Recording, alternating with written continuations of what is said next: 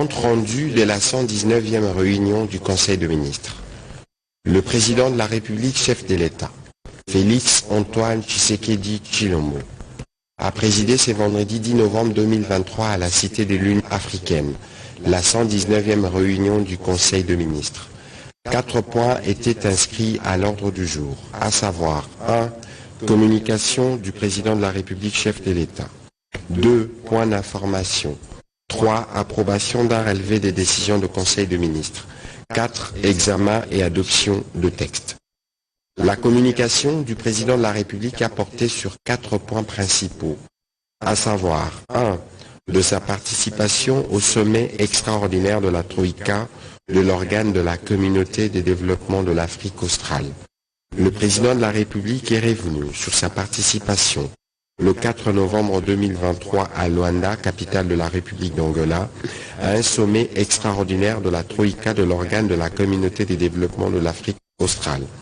Au cours de cette rencontre, les chefs d'État ont poursuivi les discussions relatives aux conclusions du 43e sommet des chefs d'État et de gouvernement de la SADC du 17 août 2023, particulièrement celles relatives à la consolidation de la paix, de la sécurité et de la gouvernance de la sous-région, notamment les déploiements sur terrain et dans les semaines à venir de la mission de la SADC en République démocratique du Congo. Le président de la République a rappelé qu'au cours d'un sommet du même genre, tenu à Windhoek en République de Namibie le 7 mai 2023, la communauté avait pris la résolution d'engager aux côtés de nos forces armées des troupes afin d'appuyer nos vaillants soldats dans l'annihilation des ennemis de notre pays et particulièrement de l'agression perpétrée par le Rwanda au moyen du mouvement terroriste du M23. Cette décision avait été prise conformément aux principes de sécurité collective prônés dans le cadre du pacte de défense mutuelle de cette organisation. Les discussions étant aujourd'hui dans leur phase de finalisation, le président de la République a invité le vice-premier ministre, ministre des Affaires étrangères et francophonie, avec le collègue de la Défense et ancien combattant, de mettre tout en œuvre pour aboutir au déploiement effectif de la SAMI RDC. Le deuxième point de la communication du président de la République a porté sur la nécessité d'évaluer les efforts fournis en matière de prévention et des luttes contre la traite des personnes en vue des réajustements nécessaires. Dès sa prise de fonction, le président de la République a mis un accent particulier sur la lutte contre la traite des personnes. Cet engagement s'est matérialisé à ces jours par la mise en place d'une agence de prévention et des luttes contre la traite des personnes transformée en coordination en charge de la jeunesse, lutte contre les violences faites aux femmes et traite des personnes. L'adoption de la stratégie nationale de prévention et des luttes contre la traite des personnes, la publication des directives relatives à la lutte contre la traite des personnes, la promulgation de la loi numéro 22/67 du 26 décembre 2022, modifiant et complétant les décrets du 30 janvier 1940 portant code pénal congolais en matière de prévention et des traites des personnes. En dépit de ces efforts, la traite des personnes reste une question très préoccupante qui suscite beaucoup d'angoisse au regard des plaintes journalières et souvent sans issue de nos concitoyens. La situation devrait donc plus que jamais attirer l'attention du gouvernement car elle reste une question de sécurité d'État et de nos populations. Ainsi, le président de la République en a appelé à l'implication de tous les acteurs et plus particulièrement les acteurs étatiques dont la mission a un lien avec la traite de personnes en vue d'évaluer, sous la supervision de la coordination en charge de la jeunesse, lutte contre les violences faites aux femmes et traite des personnes, les pas accomplis et les écueils rencontrés aussi bien sur le plan juridique, politique, social que sécuritaire pour en proposer les réajustements nécessaires, notamment en ce qui concerne le plan stratégique national et les plans d'action national de lutte contre la traite des personnes. Il a donc instruit le membre du gouvernement concerné par ces questions, en collaboration avec son cabinet, d'intensifier les efforts dans la sensibilisation grâce aux activités de veille judiciaire prévues dans la dernière quinzaine du mois de novembre courant dans la province d'Ituri, du Nord Kivu et du Sud Kivu. Le troisième point de la communication du président de la République a porté sur la stricte application du principe de transparence dans les cas des pratiques de passation de marchés publics. Soucieux de garantir la transparence dans l'attribution des marchés publics, le président de la République a reconnu qu'en dépit des réformes menées dans ces secteurs, l'expérience de ces dernières années montre à suffisance que les recours aux procédures dérogatoires continuent à occuper une place importante. Il en est de même des difficultés persistantes que les prestataires et autres fournisseurs rencontrent pour bénéficier du paiement de leurs factures dans le délai requis. Le président de la République en a appelé à tous et à chacun membre du gouvernement, en leur qualité d'autorité contractante et des responsables des services intervenant dans les processus de passation des marchés publics, à un sens élevé des responsabilités, d'intégrité, des rigueurs pour combattre plus énergiquement la corruption, les favoritismes et toutes les antivaleurs dans les marchés publics. Si à ces prix, et seulement à ces prix-là a-t-il insisté, que nous allons faire de notre système national de passation de marchés publics un véritable outil de développement de notre pays.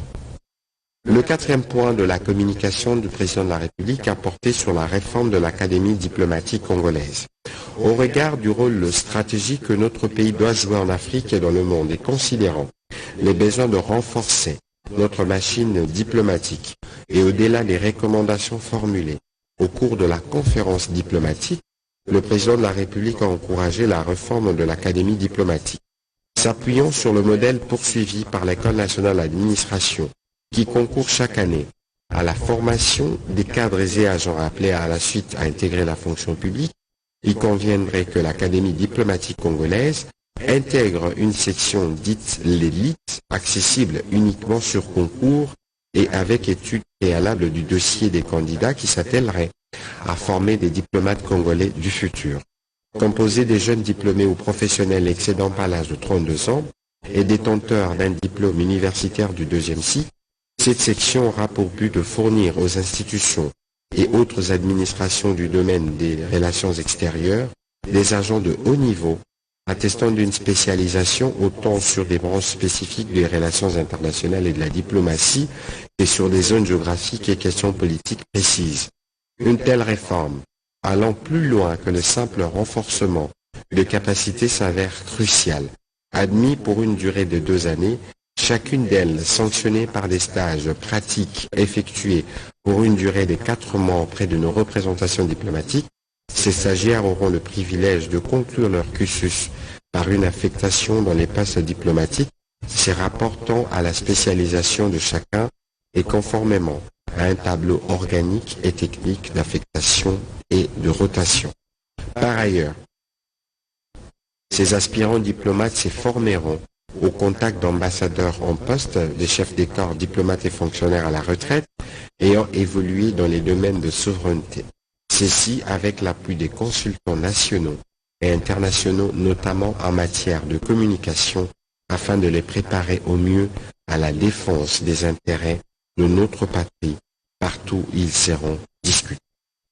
À cet égard, il est attendu du vice-premier ministre, ministre des Affaires étrangères et francophonie, et du vice-premier ministre, ministre de la fonction publique, modernisation de l'administration publique et innovation du service public, du ministre d'État, ministre du Budget, sous la supervision du Premier ministre et avec l'appui du cabinet du Président de la République, de préparer cette réforme. Dans la suite de la communication du Président de la République, le Premier ministre chef du gouvernement a, au nom de tous les membres du gouvernement, exprimé au Président de la République les encouragements du gouvernement avant qu'il n'aille à la rencontre de Congolais pour la campagne électorale. Ces moments de vérité qui arrivent nous permettra de présenter aux Congolais notre bilan ainsi que notre plan pour l'avenir. Nous devons rester confiants quant au soutien qui sera réitéré par les Congolais aux prochaines élections. Aujourd'hui, a-t-il insisté, des millions de Congolais vivent les premiers résultats de ce travail à travers la gratuité de l'enseignement, la maternité gratuite, la montée en puissance de nos forces armées, la réalisation du PDL 145 territoires à travers le pays comme jamais auparavant. Avec un peu plus de confiance et de sérénité, chaque Congolais regarde l'avenir, chaque parent espère que l'étoile de son enfant brillera. Dans cette perspective, le Premier ministre chef du gouvernement a demandé au Dieu Tout-Puissant, maître de temps et des circonstances, d'ouvrir les yeux de notre peuple afin qu'il opère le choix de la continuité qu'il aura à faire le jour du scrutin. Il a enfin rassuré au président de la République de l'engagement de chacun des membres du gouvernement à donner les meilleurs de lui-même afin que la victoire électorale soit belle, éclatante et historique.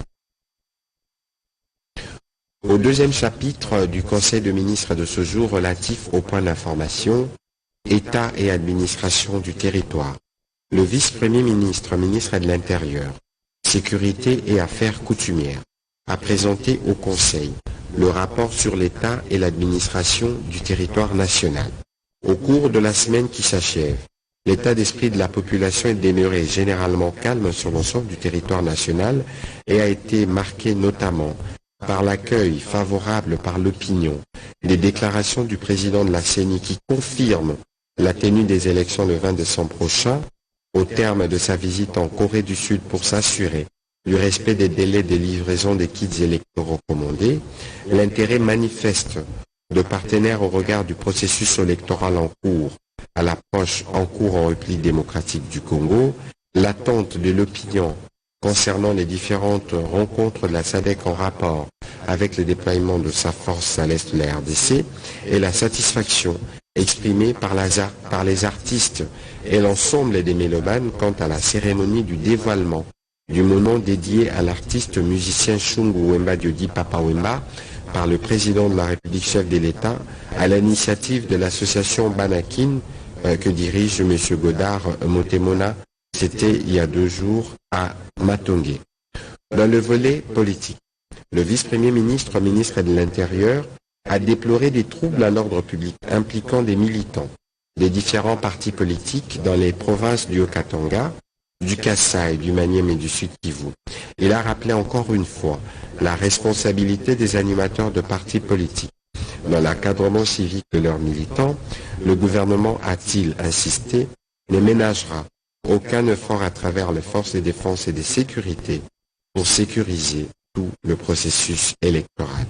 Sur un autre chapitre, le vice-premier ministre, ministre de l'Intérieur, a informé le Conseil des conclusions de la 33e réunion mixte des commissions interministérielles politiques, justice, défense et sécurité, des lois et textes réglementaires en rapport avec le projet de formation entre le gouvernement et Active Assurance et Active Vie RDC.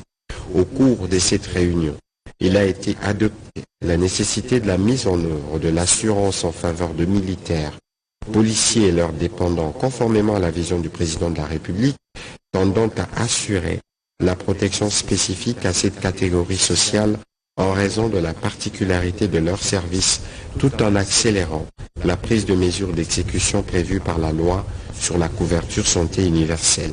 Le Conseil a pris acte de ce rapport.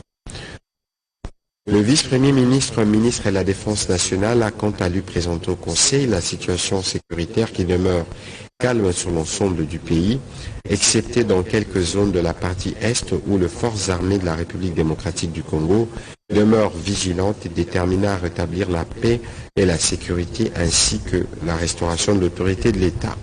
Brossant la situation opérationnelle, il a évoqué d'une part d'intenses affrontements entre nos forces armées plus que résilientes et la coalition Rwanda-RDF M23 dans quelques zones dans les territoires de Rutshuru, Masisi et Nyiragongo, et d'autre part l'activisme des miliciens Codeco en Ituri et d'incessantes incursions ADF-MTN dans le Grand Nord ainsi qu'en Ituri.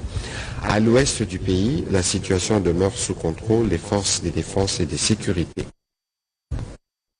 Par ailleurs, le vice-premier ministre, ministre de la Défense nationale ancien combattant, est revenu sur les circonstances de la mort les jeudis 9 novembre 2023 à Goma, chef-lieu de la province du Nord-Kivu, d'un capitaine de forces armées de la République démocratique du Congo à cause de son faciès. Le président de la République, qui a fermement condamné cet acte ignoble, a salué l'ouverture d'une enquête en flagrance annoncée par le gouvernement provincial du Nord Kivu contre 2 suspects qui ont déjà été arrêtés. À cet effet, Le vice-premier ministre, ministre de la Défense nationale et ancien combattant, a été chargé de s'assurer que toutes les dispositions sont prises pour lui réserver un enterrement digne et qu'un soutien et une expression de compassion soient apportés à sa famille. Rapport du programme présidentiel Jardin scolaire 1 milliard d'arbres. La ministre d'État, ministre de l'Environnement et Développement durable, a fait le rapport au Conseil du programme présidentiel Jardin scolaire 1 milliard d'arbres en rappelant que la République démocratique du Congo, solution naturelle face aux enjeux environnementaux actuels, ambitionne de se maintenir comme telle avec de nombreuses initiatives nationales porteuses des développements résilients visant à impliquer les parties prenantes afin d'apporter des solutions durables.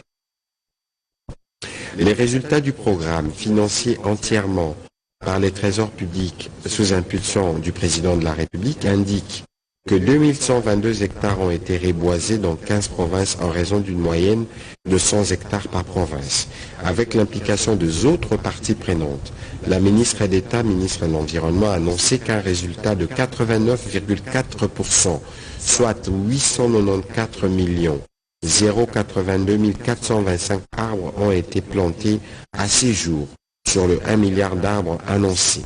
Elle a souligné que près de 196,6 millions de plantules se trouvant dans nos pépinières sont à voie d'être mises en terre, ce qui nous permettra de franchir la barre du milliard d'arbres à la date du 5 décembre 2023 au cours de la célébration de la journée de l'arbre ainsi qu'à la clôture du programme par la plantation symbolique d'1 milliardième arbre par le chef de l'État.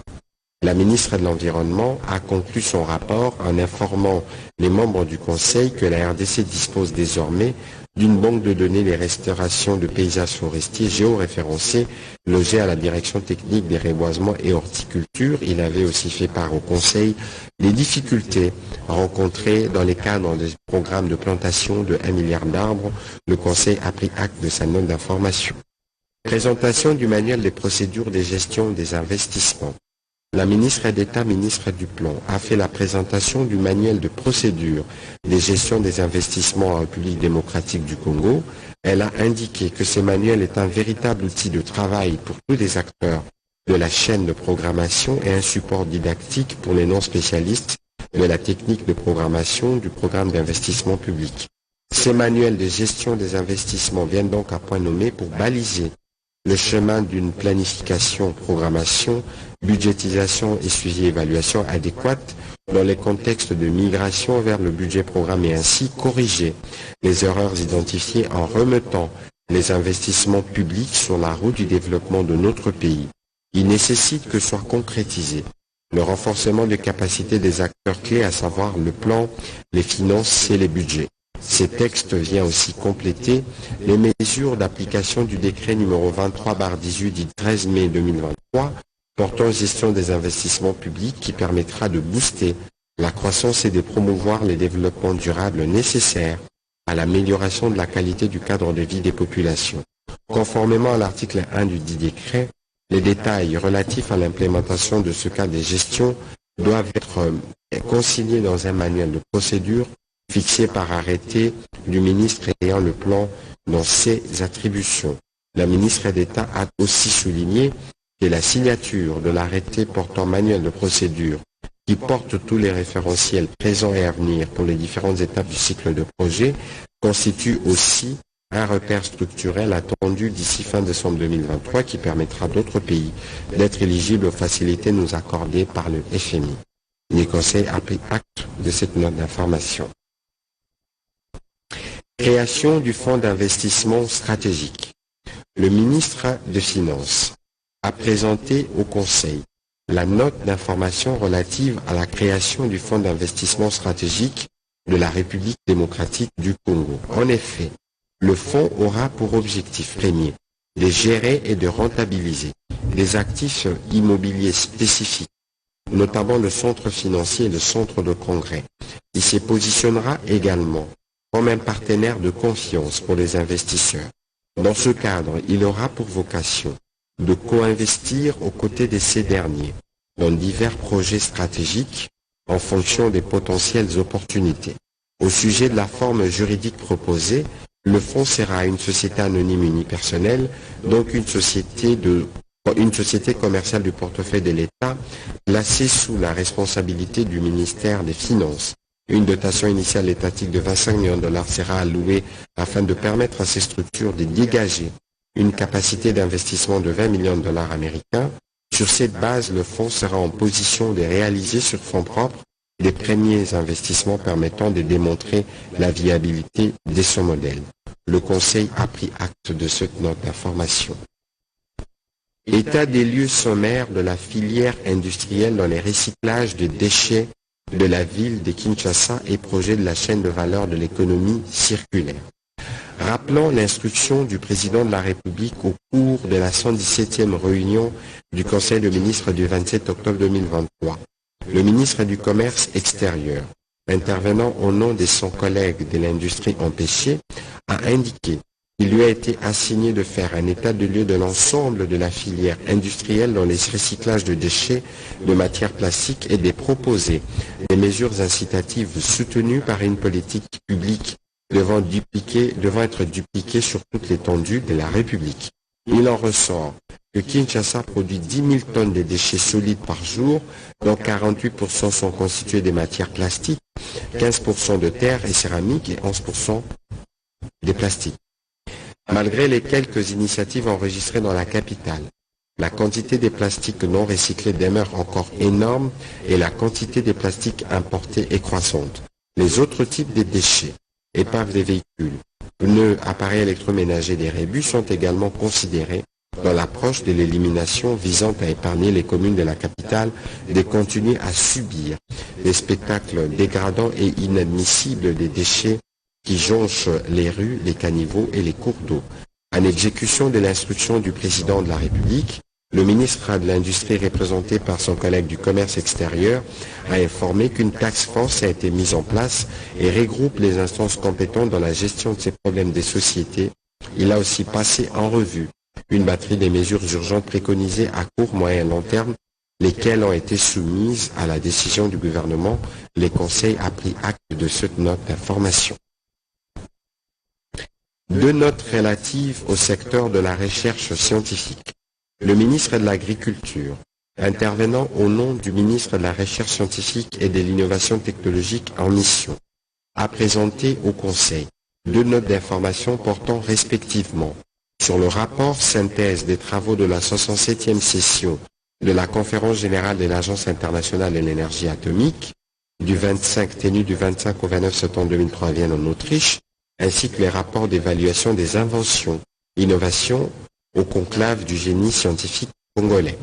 En ce qui concerne le premier rapport relatif à la 67e session de la Conférence générale de l'Agence internationale de l'énergie atomique, il a indiqué qu'en marge de ces assises et de toutes les discussions qui ont eu lieu, la République démocratique du Congo a été encouragée à tout mettre en œuvre pour le redémarrage du réacteur nucléaire de Kinshasa afin de renforcer la recherche scientifique dans ces secteurs et de conduire d'autres expériences scientifiques à partir de cet instrument de très haute sensibilité.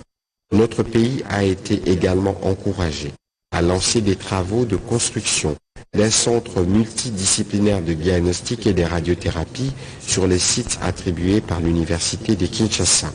Quant au second rapport, lié à l'évaluation des inventions et innovations au conclave du génie scientifique congolais, il a présenté au Conseil les fiches techniques et les business plans des inventions et innovations ici de ces conclaves et qui sont prêtes à être injectées dans l'économie nationale. Le Conseil a aussi pris acte de cette note d'information. Restitution de la réunion spéciale sur la situation du marché de change. Invité spécialement à cette réunion du Conseil de ministres, la gouverneure de la Banque centrale du Congo BCC a fait le rapport de la dernière réunion de conjoncture économique élargie spécialement aux responsables des secteurs bancaires, des télécoms et pétroliers que le chef de l'État a présidé le jeudi 9 décembre 2023 à la Cité de l'Union africaine pour passer en revue la situation du taux d'échange en République démocratique du Congo. Au terme de ces échanges, plusieurs mesures additionnelles ont été prises à la suite des celles en vigueur depuis le 17 juillet 2023, pour juguler les taux de change, elle prévoit les dispositions suivantes. 1. Le gouvernement réitère la mesure de paiement de tous les droits dus à l'État en francs congolais. Par conséquent, les banques commerciales sont appelées à ne plus accepter les paiements de droits en monnaie étrangère. 2. À l'exception du point précédent, les opérateurs miniers sont eux appelés à s'adresser à la Banque centrale du Congo pour toute opération de change pour paiement de taxes. 3. La Banque centrale du Congo procédera à une analyse des écarts entre les taux vendeurs et les taux acheteurs sur les marchés interbancaires afin de prendre des mesures correctives éventuelles pour éviter la spéculation sur ces flancs du marché. 4. Les respects stricts des taux indicatifs des banques commerciales par les opérateurs économiques, en particulier les pétroliers, les grandes surfaces et les opérateurs des télécoms. 5. Les respects des taux indicatifs par les organismes publics, à l'instar de la Caisse nationale de sécurité sociale, le Fonds de promotion de l'industrie, l'Institut national de préparation professionnelle et régie financière et tous ceux qui sont dans les opérations de change. 6. Les contrôles économiques efficaces pour s'assurer du respect des taux indicatifs par tous les opérateurs économiques dans les dénouements de toutes les transactions. La lutte contre la fraude et l'application des mesures de restriction sur l'importation de produits similaires dans la partie ouest de la République. 8. Le renforcement par la Banque centrale du Congo, en collaboration avec la Chambre de mines, du suivi et du contrôle des rapatriements des devises et l'application de toutes les mesures draconiennes qui s'imposent. 9. Le renforcement de la collaboration entre la Banque centrale du Congo et la cellule nationale de renseignement financier CNRF pour lutter contre la fuite et les blanchiments des capitaux. 10. Enfin, la Banque centrale du Congo devra accélérer les travaux de renforcement du système national de paiement. Le Conseil a aussi pris acte de cette note d'information. Au chapitre 3 du Conseil de ministres de ce jour, relatif à l'examen et à l'approbation d'un relevé des décisions du Conseil de ministres. Le Conseil de ministres a adopté les relevés des décisions prises lors de sa 118e réunion tenue le vendredi 3 novembre 2023.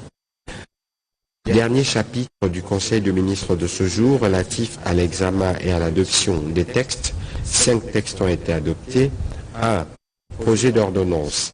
La ministre d'État, ministre de la Justice et garde de Sceaux a soumis au Conseil le projet d'ordonnance modifiant et complétant l'ordonnance numéro 21/016 du 3 mai 2021 portant mesures d'application de l'état de siège sur une partie du territoire de la République démocratique du Congo. Elle a soutenu que ces textes prennent en compte les recommandations de la table ronde sur l'évaluation de l'état de siège ainsi que les délibérations du Conseil supérieur de la défense sur l'évolution de la situation dans les territoires de province de l'Ituri et du Nord Kivu. Ces textes répondent également à la nécessité d'adapter les mesures d'application de l'état de siège aux contraintes de la situation actuelle qui exigent l'assouplissement du régime restrictif de l'exercice des libertés publiques les droits fondamentaux des citoyens ainsi que de la gouvernance administrative des entités des provinces sous état de siège. Après débat et délibération, le Conseil a adopté ce projet d'ordonnance. 3 textes relevant du secteur de finances publiques. La vice-ministre des Finances a soumis au Conseil 3 textes pour examen et approbation. Il s'agit du projet de loi autorisant la ratification de l'accord du crédit numéro 73-390-ZR pour un montant de $ américain conclu le 4 septembre 2023 entre la RDC et l'Association internationale de développement au titre du programme d'accès aux services des eaux et d'assainissement.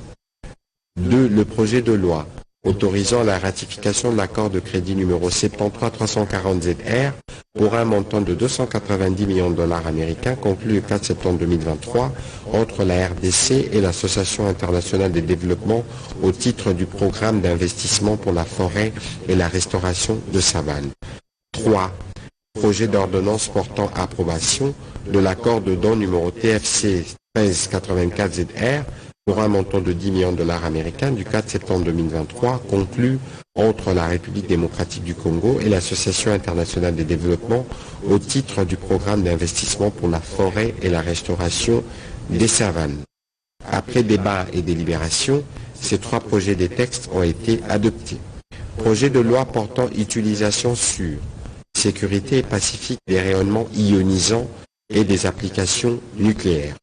Le ministre de l'Agriculture, représentant son collègue de la recherche scientifique et innovation technologique en mission, a soumis pour examen et adoption les projets de loi portant utilisation sûre, sécurité et pacifique des rayonnements ionisants et des applications nucléaires. Dans un contexte post-accident nucléaire majeur et dominé par le terrorisme international, ces textes consacrent un nouveau cadre légal et réglementaire qui prend en compte d'autres aspects de droit nucléaire international comme la sûreté et la sûreté nucléaire, la responsabilité civile et les garanties nucléaires. Il prévoit donc des dispositions juridiques en vue d'indemniser les dommages nucléaires, ce qui motive l'impérieuse nécessité de rédiger une nouvelle loi en remplacement de la loi numéro 17/2002 du 16 octobre 2002 portant dispositions relatives à la protection contre les dangers des rayonnements ionisants et à la protection physique de matières et des installations nucléaires et radiologiques, qui n'est plus adaptée pour répondre aux questions actuelles liées à la sûreté, à la sécurité, aux garanties et à la responsabilité civile en conformité avec les normes internationales. Pour corriger cette faiblesse, le présent avant-projet de loi portant utilisation sûre, sécurisée et pacifique des rayonnements ionisants et des applications nucléaires, en conformité avec les exigences internationales de la réglementation nucléaire recommandée par l'Agence internationale de l'énergie atomique, auquel la République démocratique du Congo a souscrit, ce projet de loi créé et apporte plusieurs changements majeurs. Le ministre de la Recherche scientifique et innovation technologique a conclu sa présentation en précisant que la République démocratique du Congo a l'obligation de veiller à la mise à jour de la réglementation nucléaire en ratifiant ou en adhérant aux différents instruments internationaux en la matière pour une gestion efficace de ces secteurs hautement stratégiques. Après débat et délibération, le Conseil a adopté ces projets de loi. Avant de clôturer cette réunion du Conseil de ministres, les derniers qui précèdent les débuts de la campagne électorale, le président de la République a exhorté les membres du gouvernement à considérer le moment de la campagne qui arrive comme un rendez-vous historique et un rendez-vous avec le peuple congolais. Il faut avoir foi en vous, foi dans le travail que nous avons fait ensemble. Nous devons opposer des arguments contre les arguments. Et les résultats de notre travail durant ces années permettra aux Congolais de nous refaire confiance. Les ennemis de notre pays sont en alerte dans l'objectif de perturber par tous les moyens les processus en cours. Mais gardons foi en Dieu et la cause du Congo triomphera, a-t-il conclu. Commencé à 14h55. La réunion du Conseil de ministres a pris fin à 18h41. Je vous remercie.